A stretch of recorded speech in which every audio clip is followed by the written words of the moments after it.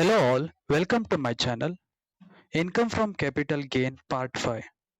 Previous 4 parts ಅನ್ನ ನೋಡಿಲ್ಲ ಅಂದ್ರೆ ನೋಡಿ ಪ್ಲೇ ಲಿಸ್ಟ್ ಅಲ್ಲಿ ಇದೆ. ಅಂಡ್ ಇನ್ನು ನೀವು ನಮ್ಮ ಚಾನೆಲ್ಗೆ ಸಬ್ಸ್ಕ್ರೈಬ್ ಆಗಿಲ್ಲ ಅಂದ್ರೆ subscribe first and press the bell icon. So ಈ ಪಾರ್ಟ್ ಅಲ್ಲಿ ನಾನು ಏನ್ ಕವರ್ ಮಾಡ್ತಾ ಇದ್ದೀನಿ ಅಂದ್ರೆ some more examples of income from capital gain, depreciable asset meaning as well as depreciable assets treatment under this head, treatment of debenture or bonds, slump sales meaning and treatment, and exemption under sections 54. So these all things I am going to cover here. So the example 8, from the following information compute income from capital gain. Date of purchase 16/1/2001, cost of purchase rupee 4 lakh, cost of improvement in 2000-2001 rupee 60,000, cost of improvement in 2009 and 10 rupee 1,48,000, fair market value as on 1/4/2001 5 lakh, sale on 12/12/2019 20,47,700, selling expenses 10 lakh, CII 2001 and 2 we know 100, CII for the year 2009 and 10 is 148, and CII for the year of 2019 and 20 obviously 289. Compute taxable capital gain. So ಯಾವ problem ಅಲ್ಲಿ CII ಕೊಟ್ಟಿರ್ತಾರಲ್ಲ ಅದು obviously long term capital gain ಆಗಿರುತ್ತೆ. And ಇವೊಂದು date of purchase year 2001 and sale 2019 and 20. So ಇಲ್ಲಿ 20 years ago ಆಗಿರೋದ್ರಿಂದ obviously this asset is a long term capital asset. So before going to solutions, whether that asset is a short term or long term ಅಂತ identify ಮಾಡ್ಕೊಳ್ಳೋದು very important. Rule we know. Then the solutions. Solution ಮಾಡೋದು very easy. First of all ನಮಗೊಂದು format ಗೊತ್ತಿದೆ.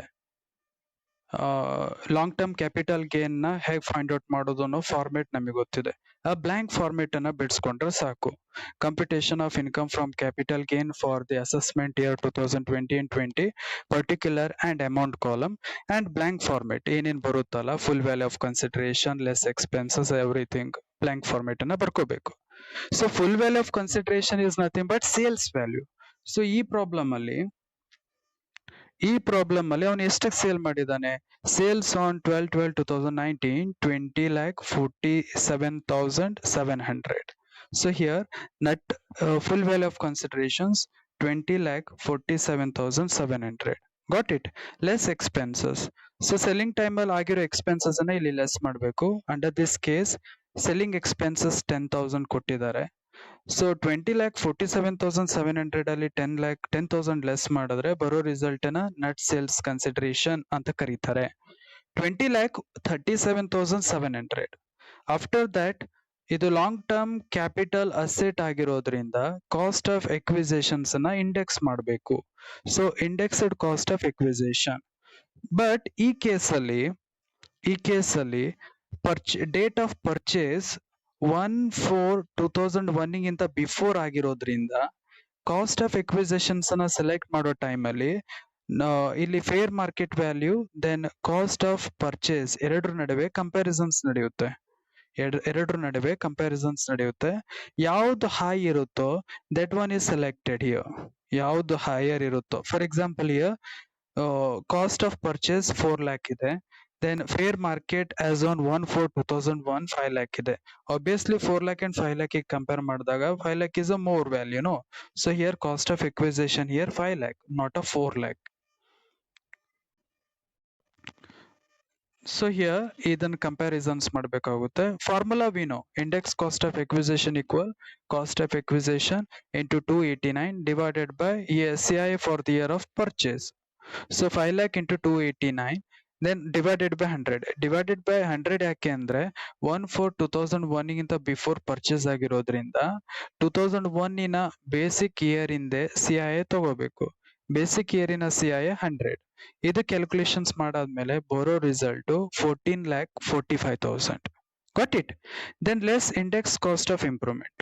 So ಇಲ್ಲಿ ಎರಡು ತರದ್ದು improvement ಇದೆ, ಎರಡು ಇಯರ್ ಅಲ್ಲಿ ಇಂಪ್ರೂವ್ಮೆಂಟ್ ಇದೆ.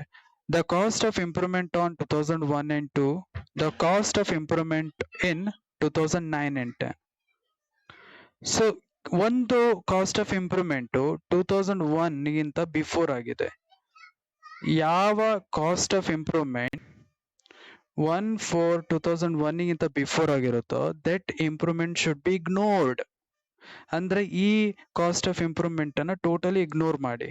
as per rule, this cost of improvement only we consider because this cost of improvement is occurred after 1/4/2001.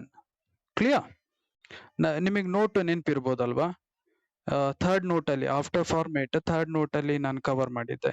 Cost of improvement prior 1/4/2001 is not taken, hence not to be added to the cost of acquisition. got it? So ಒಂದು improvement before ಆಗಿರೋದ್ರಿಂದ ಅದು ignore ಮಾಡಿ, ಇನ್ನೊಂದು improvement after ಆಗಿರೋದ್ರಿಂದ ಆ improvement ಅನ್ನ ತಗೊಳ್ಳಿ.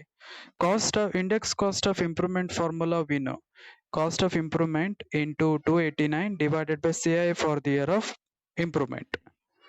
So cost of improvement year 1,48,000 into 289. 148 ಯಾಕೆ ಅಂದ್ರೆ 148 ಯಾಕೆ ಅಂದ್ರೆ ಇದು year of improvement 2009 and 10. 2009 and 10 in CI ಎಷ್ಟು 148. So divided by 148.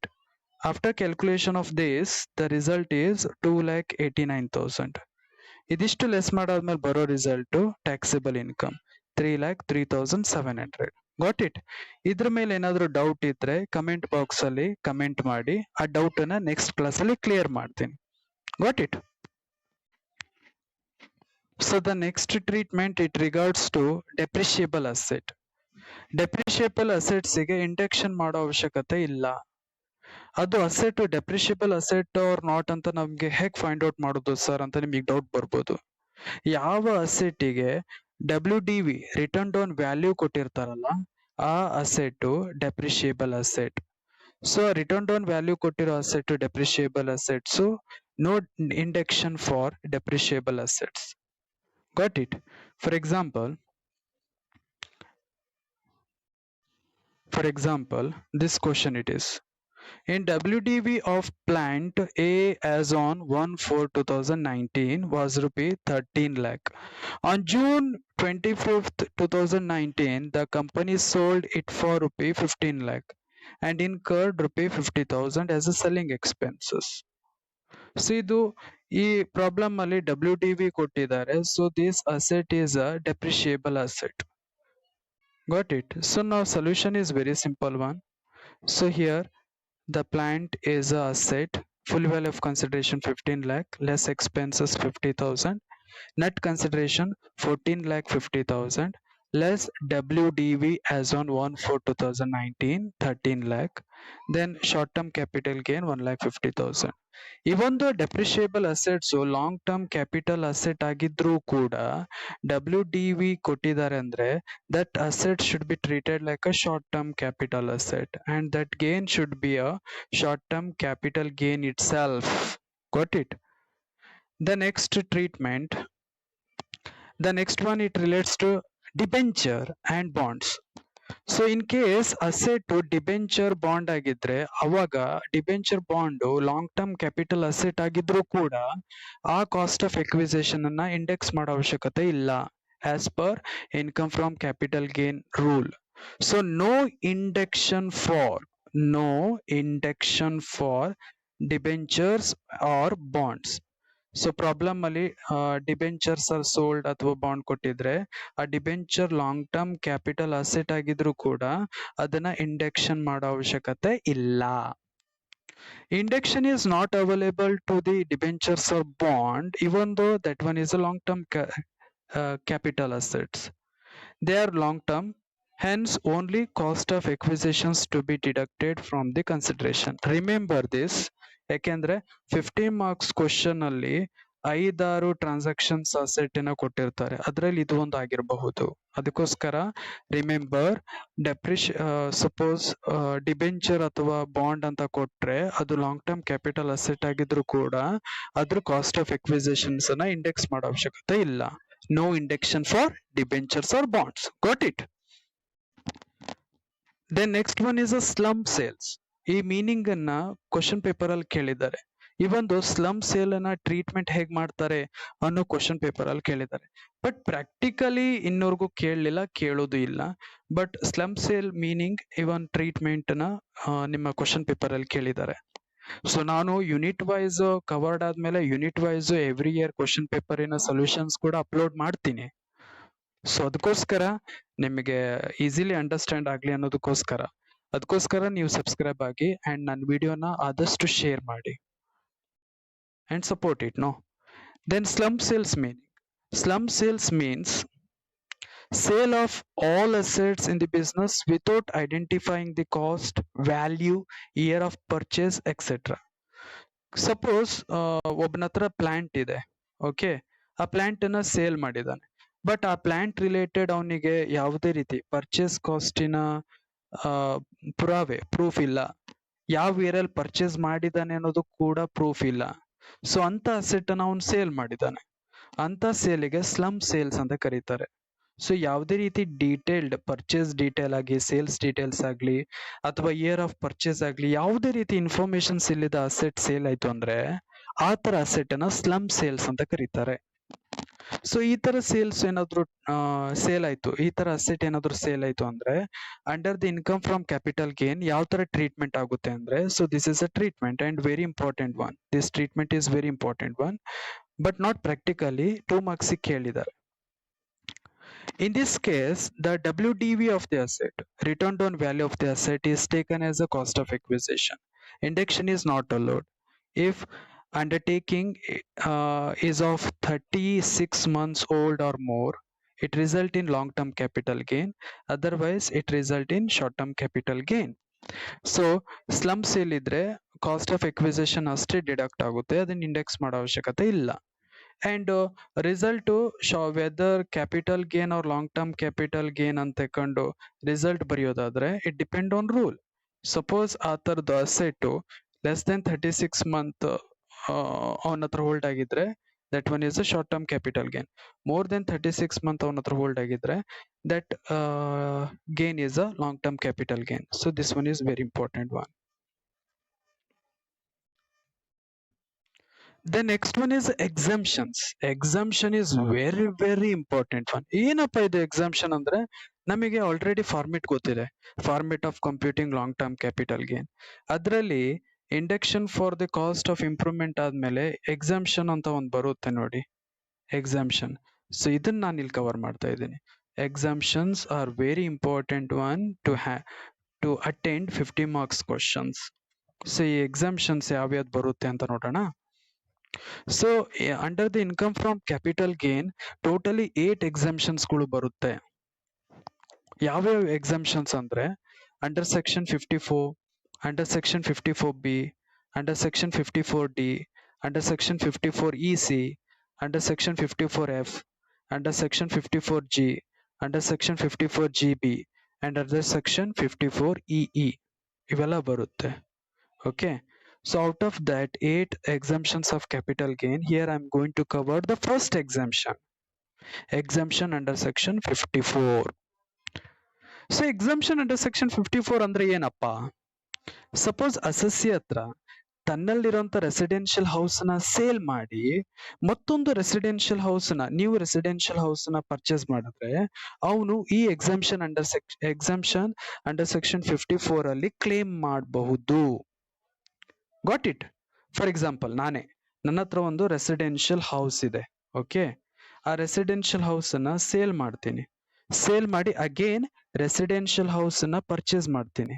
ಸೊ ಆ ಪರ್ಚೇಸ್ ಕಾಸ್ಟ್ ನ ಈ ಅಂಡರ್ ಸೆಕ್ಷನ್ ಅಲ್ಲಿ ಕ್ಲೇಮ್ ಮಾಡಬಹುದು.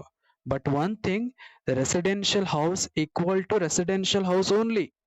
ಅದನ್ನ ಸೇಲ್ ಮಾಡಿ ಮತ್ ಅದನ್ನೇ ಬೇರೆ ರೆಸಿಡೆನ್ಷಿಯಲ್ ಹೌಸ್ ಕನ್ಸ್ಟ್ರಕ್ಟ್ ಮಾಡಬೇಕು ಅಥವಾ ಪರ್ಚೇಸ್ ಮಾಡಬೇಕು. Then only eligible to get exemption under section 54. Suppose ಅವನು ರೆಸಿಡೆನ್ಷಿಯಲ್ ಹೌಸ್ ನ ಸೇಲ್ ಮಾಡಿ ಲ್ಯಾಂಡ್ ತಗೊಂಡಿದ್ರೆ ಅಥವಾ ಪ್ಲಾಂಟ್ ಅಂಡ್ ಮೆಷಿನರಿ ತಗೊಂಡಿದ್ರೆ ಅಥವಾ ಬೇರೆ ಅಸೆಟ್ ಏನೇನಾದ್ರೂ ಇನ್ವೆಸ್ಟ್ಮೆಂಟ್ ಮಾಡಿದ್ರೆ ಅವಾಗ ಅವನು ಎಕ್ಸಂಪ್ಷನ್ ಅಂಡರ್ ಸೆಕ್ಷನ್ 54 ದಲ್ಲಿ ಕ್ಲೇಮ್ ಮಾಡಕ್ಕೆ ಆಗಲ್ಲ. got it? So exemption under section 54. Exemptions on the transfer of residential house. Exemption is allowable on the capital gain on transfer of long-term residential house property and construction or purchase of new residential house. Conditions. First condition, assessee have to transfer long-term residential house, then only he can eligible. Suppose ಅವನ ಹತ್ರ ಇರೋ short term residential house ನ sale ಮಾಡಿ ಮತ್ತೊಂದು house ಅನ್ನ ತಗೊಂಡಿದ್ರೆ he is not eligible to claim here. Short term whether short term residential house long term residential house ಅಂತ ಕಂಡುಹಿಡಿಯೋದು ಹೇಗೆ, ಅವನ ಹತ್ರ 36 ಮಂತ್ ಗಿಂತ ಲೆಸ್ ಇದ್ರೆ ಅದು short term residential house, more than 36 month ಅವನ ಹತ್ರ ಇದ್ರೆ ಅದು long term residential house. So this one is the first condition. Only individual or Hindu undivided family can claim. Second condition. We know person ಅನ್ನೋ definitions ನಾವು previous sem ಅಲ್ಲಿ ಕಲ್ತಿದೀವಿ. Person word ಅಲ್ಲಿ ಕೆಲವೊಂದು artificial juridical persons ಬರುತ್ತೆ, form ಬರುತ್ತೆ, individual Hindu undivided family ಬರುತ್ತೆ, LLP limited liability partnership ಬರುತ್ತೆ, ಎಲ್ಲ ಬರುತ್ತೆ. So out of that, only individual and Hindu undivided family can claim under section 54. Firm or company not eligible. The next condition, he or she should not own any other residential house. ಅವನ ಹತ್ರ ಒಂದೇ house ಇರಬೇಕು, ಅದನ್ನ sale ಮಾಡಿ ಮತ್ತೊಂದು house ಅನ್ನ purchase ಮಾಡಬೇಕು, then only he eligible. Suppose ಎರಡು ಹೌಸ್ ಇದ್ರೆ then he is not eligible. So ಇವೆಲ್ಲ ಕಂಡೀಷನ್ಸ್ಗಳು. Then amount of exemptions. Amount of exemptions calculation is very important one. ಇಲ್ಲಿ ಎರಡು ವ್ಯಾಲ್ಯೂಗಳ ನಡುವೆ ಕಂಪ್ಯಾರಿಸನ್ಸ್ ನಡೆಯುತ್ತೆ. First value cost of new house including CGAS or cost of capital gain. ಇದೆರಡಕ್ಕೂ compare ಮಾಡಾದ್ಮೇಲೆ ಯಾವ ವ್ಯಾಲ್ಯೂ ಲೋವರ್ ಇರುತ್ತೋ ಅಥವಾ ಲೆಸ್ ಇರುತ್ತೋ ಅದನ್ನ ಎಕ್ಸಾಮ್ಷನ್ ಆಗಿ ತಗೋತಾರೆ. For example, cost of new house 20 lakh ಇದೆ, then amount of capital gain 10 lakh ಇದ್ರೆ here 10 lakh is exempted amount. Got it? CGAS ಅಂದ್ರೆ ಏನಪ್ಪಾ? CGAS stand for capital gain amount scheme. ಇದನ್ನ ಎಕ್ಸ್ಪೆನ್ಷನ್ ಅಲ್ಲಿ ಸ್ಟ್ಯಾಂಡ್ಸ್ ಅಲ್ಲಿ ಕೇಳ್ತಾರೆ 2 marks ಗೆ. CGAS ಅಂದ್ರೆ ಈಗ ನೋಡಿ, ಅವನ ಹತ್ರ ಇರೋ ಪ್ರಾಪರ್ಟಿ ಹೌಸ್ ಪ್ರಾಪರ್ಟಿನ ಸೇಲ್ ಮಾಡಿ 20 lakh ಅರ್ನ್ ಮಾಡಿದಾನೆ.